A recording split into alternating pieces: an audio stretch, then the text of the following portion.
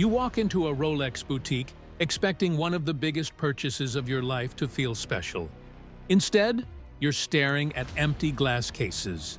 The salesperson smiles politely, asks your name, and gives you the same answer thousands of buyers hear every single day. Unfortunately, that model is unavailable right now. No Submariner, no Daytona, no GMT, no timeline. Maybe next year, maybe never. But here's the strange part.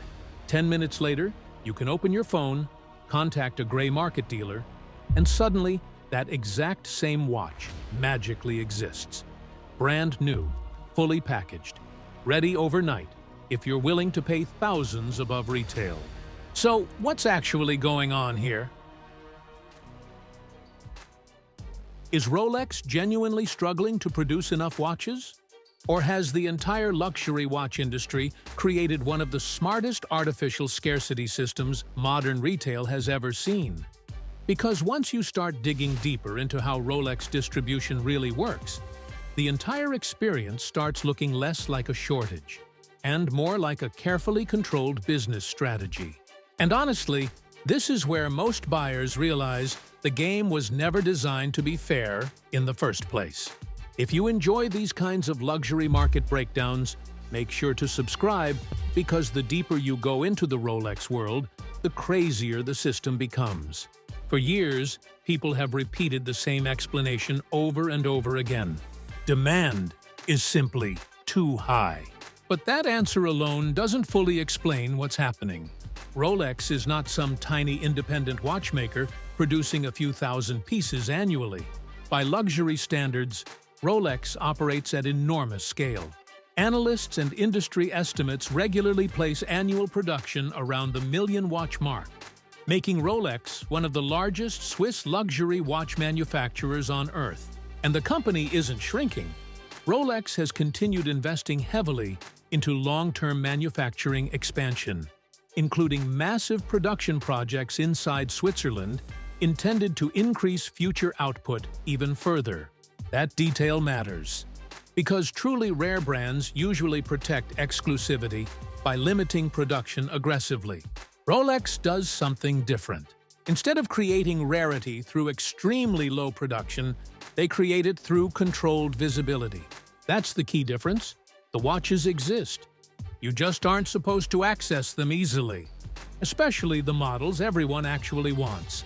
Inside the Rolex catalog, there's a huge difference between regular inventory and hype inventory.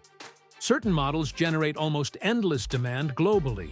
Steel Daytonas, Pepsi GMTs, green Submariners, Sky Dwellers, while other references move much slower inside display cases.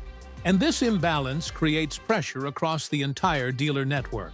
Authorized dealers don't simply order unlimited quantities of whatever customers request most. Inventory allocation comes from Rolex itself, and stores receive product mixes based on corporate distribution decisions rather than pure local demand. That means dealers may receive large shipments of slower-moving inventory while only getting tiny allocations of the most desired sports models. And once those allocations are divided worldwide, availability becomes microscopic. That's when the famous waiting list enters the conversation.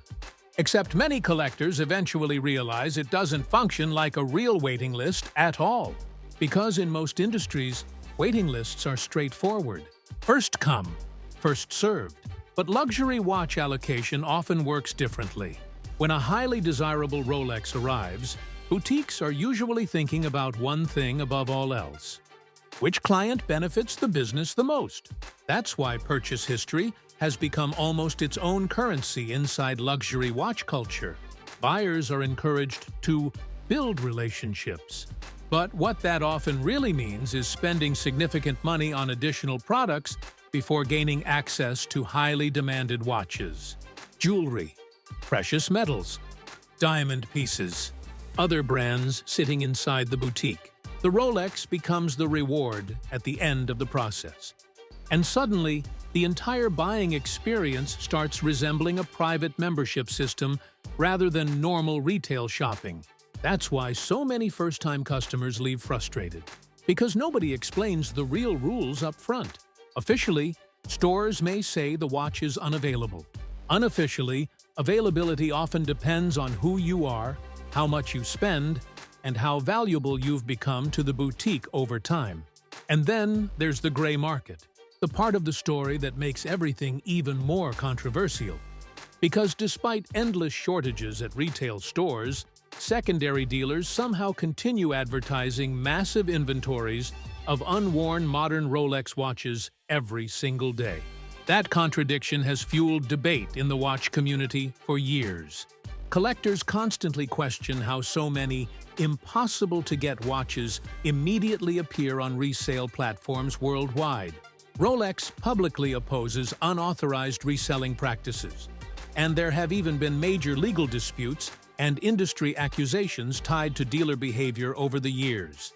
But the financial incentives surrounding hot Rolex models remain enormous.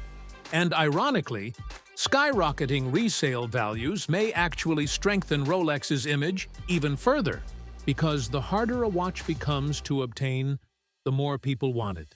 That exclusivity creates status, and status creates obsession, which keeps the cycle alive. At this point, buying a Rolex is no longer just about telling time.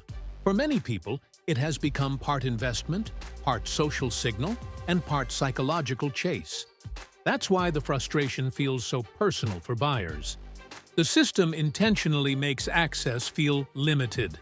And whether people love or hate Rolex for it, the strategy has undeniably worked better than almost any luxury brand on Earth. So, in reality, modern Rolex buyers usually end up choosing between two completely different paths. Path 1. Play the authorized dealer game. Spend time building relationships, making purchases, and hoping the call eventually comes. Or Path 2. Skip the entire process, pay the inflated gray market premium, and get the watch immediately. And honestly, that decision has become the real Rolex experience now. Not choosing the watch, choosing which system you're willing to deal with first.